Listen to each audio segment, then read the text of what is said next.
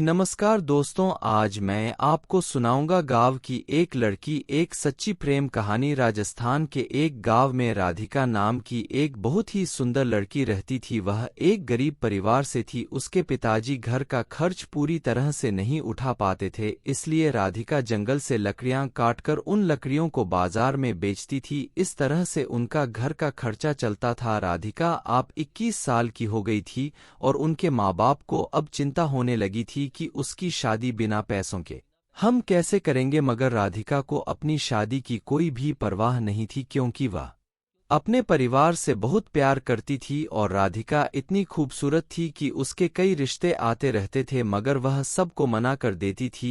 यहाँ पर किशन नाम का एक लड़का राधिका से बेहद प्यार करता था और राधिका के मना करने के बावजूद वह रोज बाजार में राधिका की लकड़ियां बिकवाने पहुंच जाता था। राधिका किशन से प्यार नहीं करती थी, क्योंकि शायद राधिका को किशन के प्यार पर भरोसा नहीं था। किशन भी एक गरीब परिवार का ही लड़का था। उसके पिताजी बाजार में सब्जी की रेहड़ी लगाते थे, लेकिन शायद किशन के पिताजी को मालूम था कि वह राधिका से बेहद प्यार करता है, क्योंकि उनका लड़का किशन अपने पिताजी को यह कहकर राधिका की लकड़ियां बिकवाने चला जाता था कि पिताजी, राधिका का परिवार हमसे भी ज्यादा गरीब है, इसलिए मैं उसकी लकड़ियां भिगोने जाता हूं। लेकिन किशन के पिताजी को उसकी यह बात अच्छी लगती थी कि वह एक गरीब लड़की की सहायता करता है, लेकिन राधिका को किशन के साथ लकड़ियां बिकवाना बिल्कुल अच्छा नहीं लगता था।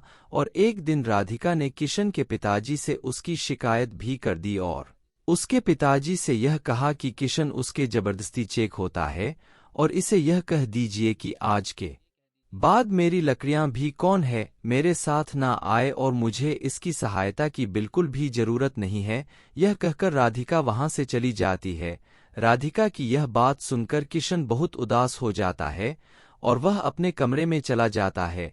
अगले दिन जब राधिका बाजार में लकड़ियां बेचने गई तो किशन उसके पास लकड़ी अभी घूमने नहीं गया और उस दिन राधिका की लकड़ियां बहुत कम बिकी मीना हैं और बहुत सारी लकड़ियां बच गई थी कि अब राधिका को बहुत देर हो गई थी, मगर उसकी लकड़ियां नहीं बिक रही थी। तब उसने सोचा कि आज तो बहुत कम लकड़ियां बाकी है और घर का खर्च कैसे चलेगा। यह सोचकर वह घर चली जाती है। श्री राधिका जब घर पहुंचती है तो वह क्या देखती है कि उसके पिताजी की तबीयत बहुत ज्यादा खराब थी और उसकी माँ रो रही थी और रोते रोते कह रही थी कि बेटी, तुम्हारे पिताजी को जल्दी अस्पताल ले चलो, मैं बहुत देर से तुम्हारा ही इंतजार कर रही थी। जल्दी किसी तांगे वाले को बुला कर लाओ ताकि तुम्हारे पिताजी को जल्दी अस्पताल लेकर चलें। लेकिन अब बहुत रात हो गई थी और रात में एक भी तांगे वाला नहीं खड़ा था। राधिका अब बहुत परेशान हो गई, मगर उसे कोई भी रास्ता नहीं दिख रहा था।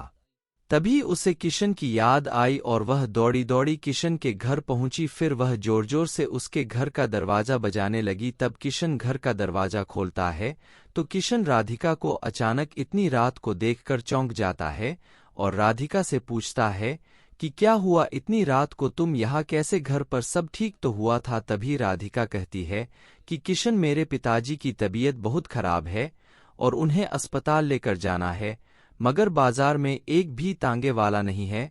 अब तुम ही मेरी सहायता कर सकते हो। तभी किशन चुपचाप अपने पिताजी की सब्जी की रेहड़ी निकाल लेता है और रेड्डी के साथ अपने एक दोस्त को भी राधिका के पिताजी की सहायता के लिए बुला लेता है और जल्दी से राधिका के पिताजी को किशन और उसका दोस्त रेड्डी पर लेटा कर तो जल्दी से अस्पताल ले जाते हैं और अस्पताल ले जाकर जल्दी से उनका इलाज करवाते हैं।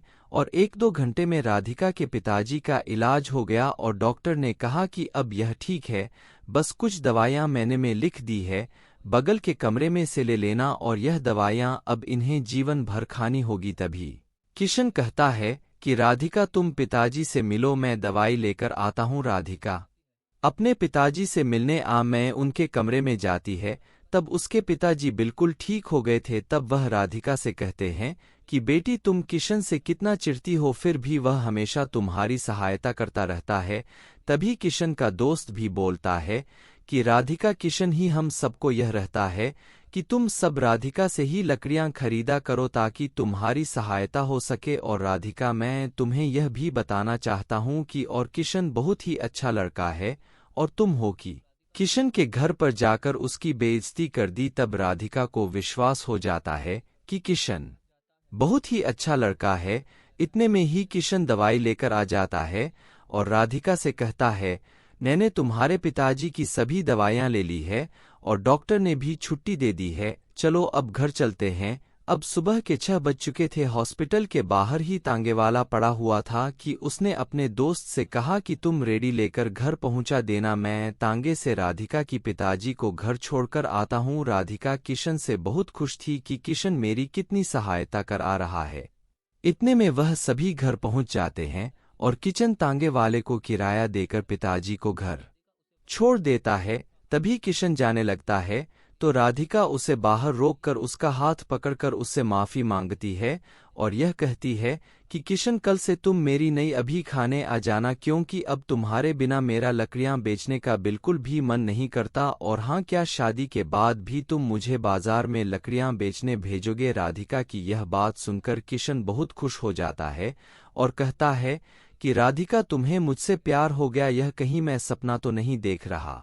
मगर यह हुआ कैसे? तब राधिका कहती है कि सन, तुमने मेरा दिल जीत लिया। एक दिन था जब मैं दुनिया के सभी लड़कों से बहुत नफरत करती थी, मगर आज मुझे पहली बार तुमसे बेहद प्यार हो गया है।